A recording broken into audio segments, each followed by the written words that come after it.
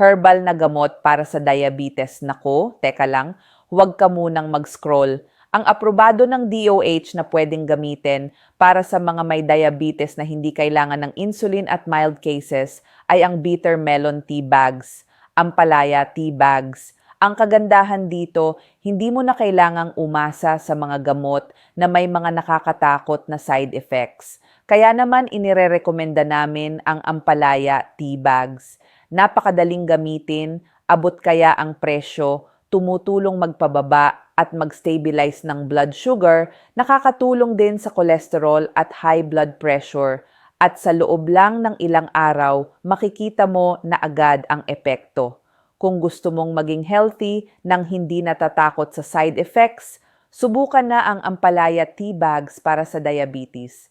Ito ang ginagamit ng maraming pasyente ko na may diabetes. Rich ito sa antioxidants, vitamin C at iba pang minerals na nakakatulong mag-detox at mag-support ng heart health.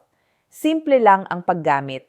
Kumuha ng isang tea bag, ibabad sa mainit na tubig ng 5 minuto, inumin sa umaga o bago matulog. Ito ang ligtas at natural na solusyon para makontrol ang blood sugar, suportahan ang puso at iwas komplikasyon ng diabetes. Kung ayaw mong humantong sa pagkaputol ng paa, pagkabulag o bigla ang pagkamatay dahil sa komplikasyon, mag-order ka na ng bitter melon tea bags para bumalik sa normal ang blood sugar level mo.